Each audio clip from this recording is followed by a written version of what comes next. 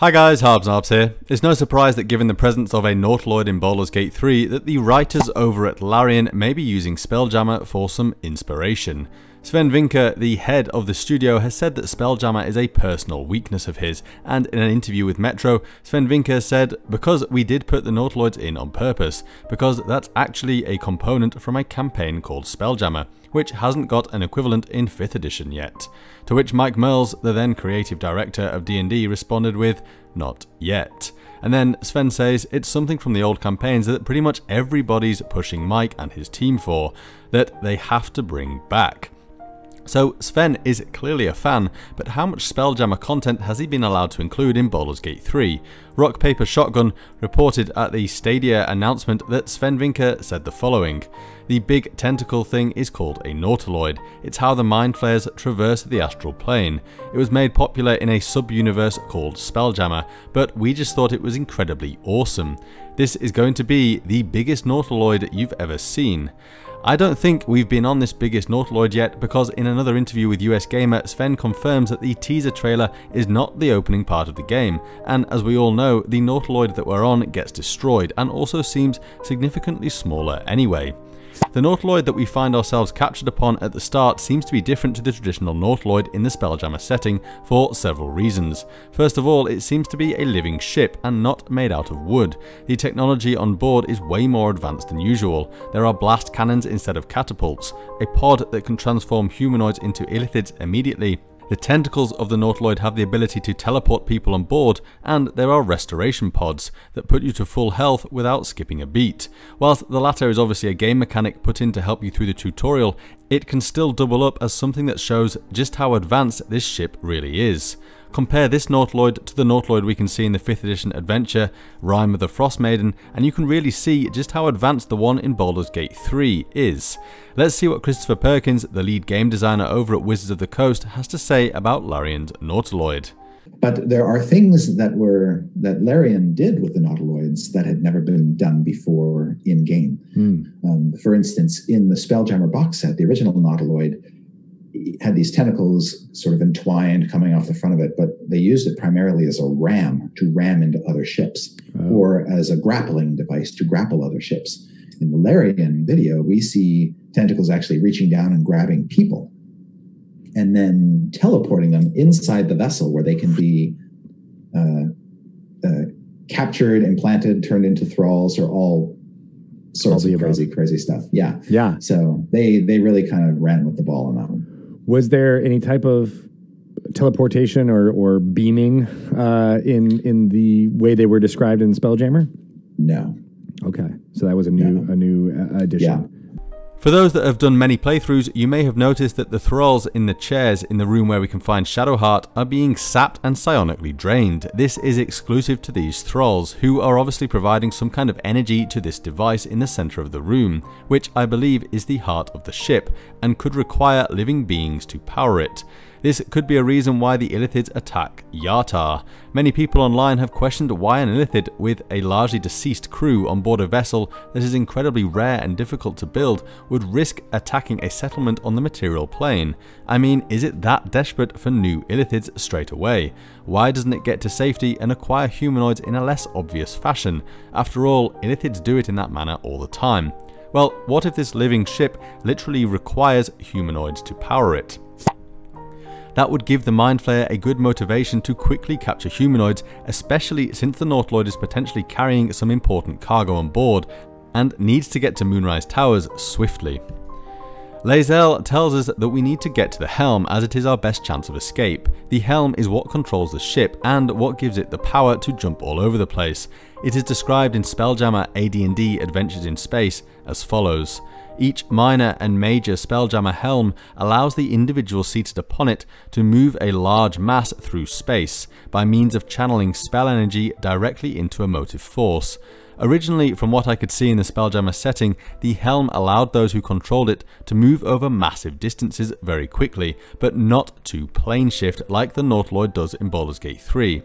However, in 4th edition's Manual of the Planes, it does say the following: "The spelljamming helms of spelljammers permit plane shifting like the runkeels of planar dromons. However, since the spelljammer flies, it can reach places its lesser counterparts cannot.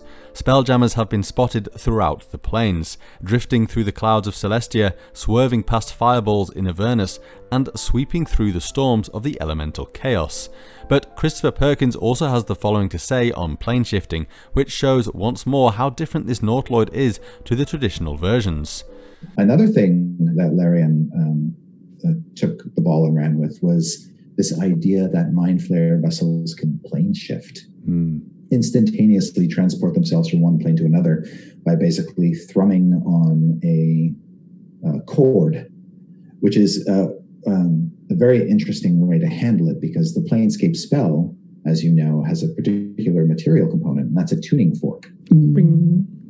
That has to sound off. Well, the Mind Flayers basically have their equivalent of a tuning fork that can cause the vessel and all of its crew and everyone aboard to plane shift instantaneously. There are lots of different types of helms, but the ones that are mainly used by Illithids are series helms and pool helms. The majority of helms are a seat and require someone to sit in and attune to them.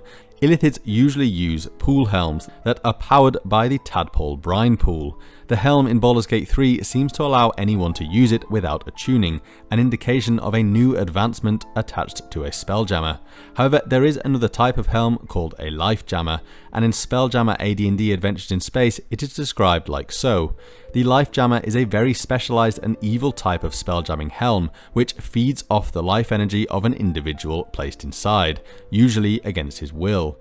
The life jammer can function on any creature with hit points, but drains the life of the creature placed within. Now, I'm not saying that this is powering only the helm. I think that this here is keeping the ship itself alive.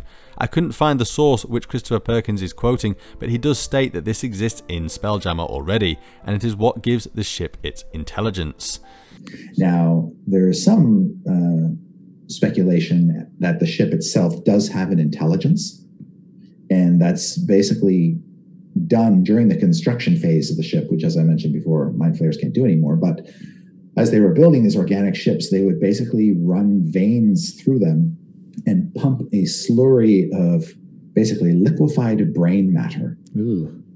And it is this brain matter that basically suffuses the ship with enough intelligence to control its key systems and so on and so forth. So there's a little bit of, with Mind Flayers, you're always dealing with sort of a quasi-science or sort of a magical science to it. And so that feels very, in a way, futuristic or very much unlike typical magic tech that we see in the game. We can see in the setting of Spelljammer that Nautiloids usually have catapults as weapons, which are manned by slaves. This is what is going on here, except that they are manning futuristic blast cannons, and have access to restoration pods, littered throughout the ship. If we don't go with the idea that this Nautiloid is from the future, then where could the Illithids be acquiring this technology from? In AD&D Adventures in Space, it says the following regarding the Illithids. The success of the Mind Flayers in part comes from the use of this series helm, which allows the Illithids to channel their magical psionic abilities into motive power. This throne is sold by the Arcane to the Illithids, and the assumption is that they helped the Mind Flayers develop it. Could the Arcane have a role to play in Baldur's Gate 3? Yes, the Arcane are the merchants of space, found anywhere that there are spaceborne civilizations. They appear as tall, lanky blue giants with elongated faces and thin fingers, with one more joint than is common in most humanoid life. They are normally found in those locations where there is an awareness and an interest in spelljamming equipment, which is their stock in trade. The downside of this free enterprise is that the Arcane will deal with almost anyone. They have provided helms for humans, elves, and Mind Flayers. They will often make deals with both sides in a conflict, fully aware that the amount of firepower that they provide will annihilate all of their potential customers in a sphere. In the 1991 novel Into the Void, an Illithid called Estris suggested that the Arcane had not developed a lot of their technology themselves. Instead, they had learned most of it from two ancient spacefaring races called the Juna and the Rhaegar. If the Mind Flayers have not come from the future, then where does this tech on the Nautiloid come from? How did they develop it? Let me know down below what you think, and if you enjoyed the video then do please give me a like and subscribe. I've got loads more Baldur's Gate 3 and general D&D content on my channel. Okay, see you next time. Bye! Then there is one of the stories that I've been toying with, maybe for my own campaign, is an idea that Illithid Nautiloids are basically converging on a world. You know, and deciding, hey, this is going to be our next big world plunder, and you have to stop them, and ultimately you have to find a way to get shot up into space to take out the elder brain that's basically in orbit controlling all of this activity.